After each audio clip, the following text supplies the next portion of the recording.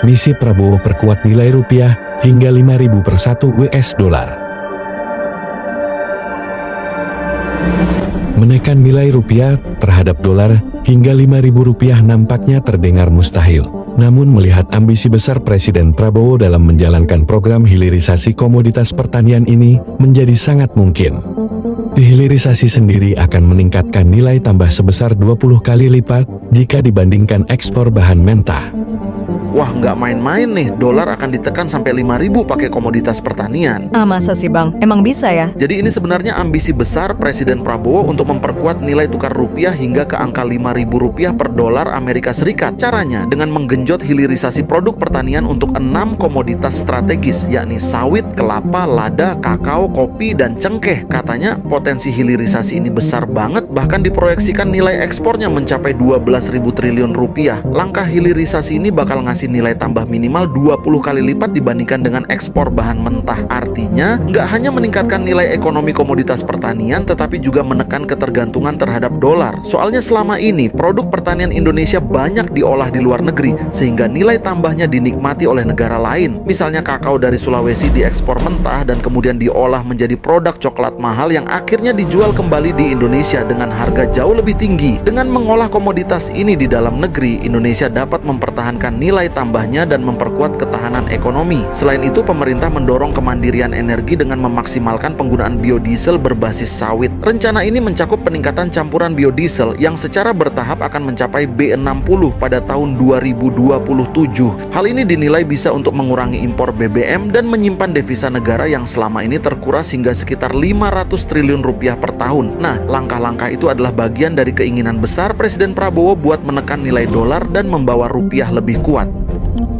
Indonesia bakal cetak 12.000 triliun dari ekspor dan ini bisa bikin nilai rupiah naik drastis. Ya, hilirisasi teman-teman bakal jadi senjata andalan untuk 6 komoditas pertanian, sawit, kelapa, lada, kakao, kopi, dan cengkeh. Kabarnya pemerintahan targetin nilai ekspor produksi ini jadi naik. Menteri Pertanian Amran Sulaiman yakin kalau kita olah semua, bahan mentah ini bakal tambah besar dan bisa bantu nilai rupiah stabil di angka 5.000 per US dollar dalam 5-10 tahun ke depan. Ya, memang kalau kita perhatikan selama ini kita cuma ekspor mentah teman-teman. Jadi negara lain lah yang nikmatin keuntungan dari olahan produk kita. Contohnya aja kakao dan mete yang diekspor mentah, lalu dibalikin lagi ke kita dalam bentuk coklat atau produk olahan lain dengan harga jauh lebih tinggi. Amran juga nggak mau ini terus terjadi. Apalagi sawit yang bakal kita pakai buat mandatory biodiesel B60 di 2027. Biar kita bisa ngurangin impor BBM yang selama ini ngabisin devisa sampai 500.000 triliun per tahun. Menurut kalian hal kayak gini bakal berjalan maksimal nggak sih? Share pendapat kalian, drop komen teman-teman. Rencana ambisius Presiden Prabowo mau jadikan 1 US dollars hanya 5.000 rupiah. Presiden Prabowo ingin menguatkan nilai tukar rupiah terhadap dolar AS melalui hilirisasi pertanian. Pemerintah akan menggenjot hilirisasi untuk 6 komoditas strategis yakni sawit, kelapa, lada, kakao, kopi, dan cengkeh. Potensi ekspor ke 6 komoditas tersebut diproyeksikan mencapai 600 triliun rupiah. Dengan hilirisasi diharapkan nilai tersebut bertambah menjadi 12.000 triliun rupiah. Devisa ekspor yang dihasilkan dapat memperkuat nilai tukar rupiah terhadap dolar AS. Akankah strategi ini bisa terwujud atau cuma sekedar mimpi saja? Nampaknya hal ini yang membuat negara tetangga seperti Malaysia selalu menyorot perkembangan program pertanian pemerintah Indonesia. Indonesia contohnya, Menteri Pertanian dia diberi tempoh 3 tahun oleh Presiden untuk membuat regulasi pertanian. Dan sekarang ini Indonesia sudah ada 7 jenis makanan yang self-efficiency, yang tidak lagi bergantung dengan negara luar.